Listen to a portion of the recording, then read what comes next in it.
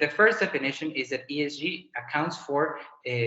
this environmental, social, and governance factors that have to be factored in within investment criteria, within credit loans, or within even the risk management that we have through our different operations. And a little bit of the history of how do we get ESG nowadays and why is it becoming mainstream is going to be pretty much related to how do we understand business in the first place.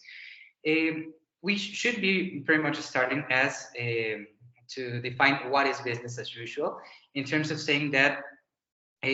usually we tend to see business as only generating, for example, or only having the objective of the main objective to generate revenue to the shareholders. So that was initially, let's say, this kind of idea of modern business and how do we get to this, let's say, globalization and so on, and the expansion of this paradigm that business is actually meant to generate value, and that this value should be pretty much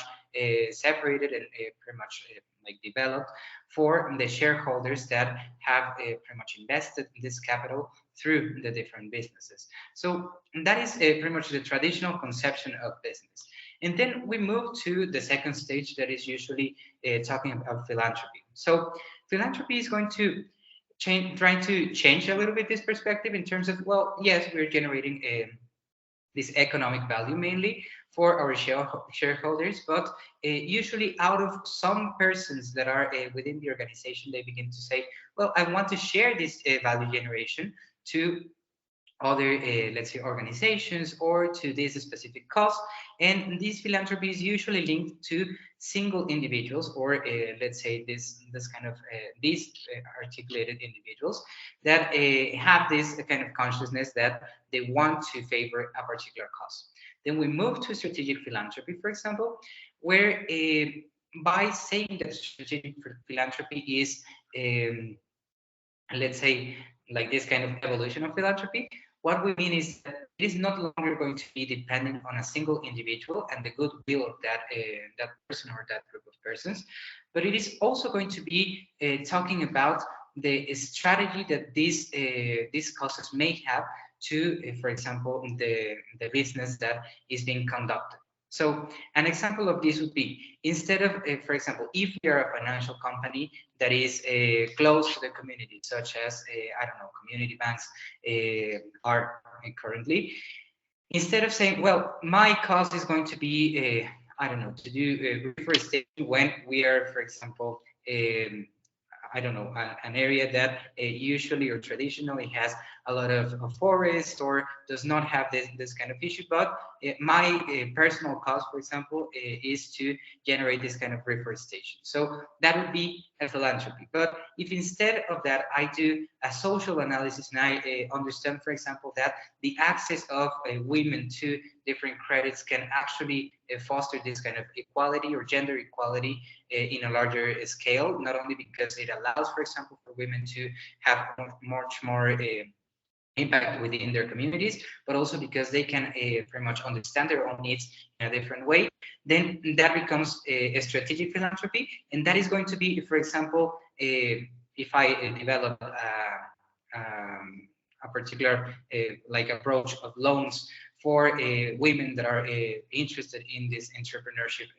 pathways and so on, then this strategic philanthropy is going to be very relevant, because not only am I, let's say, doing this in order to favor a particular cause, but it can actually be related to the core of my business. Okay, and then we move to corporate social responsibility when we begin to understand these dimensions of ESG and environmental, social, and governance. Not only look at one side of,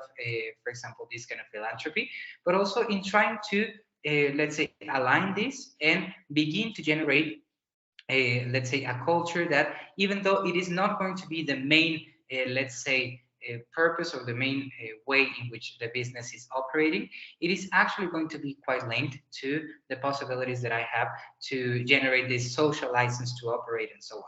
And finally, the last stage of this would be how to move from this to establish these ESG factors within the core of our business or within the core of the things that we do and even the culture of our companies. So in that sense, for example, sustainability and ESG become not only a way to generate this added value, not only economic value, but in terms of environment, in terms of this social development, and even in terms, for example, of doing things right, in terms of what is governance. And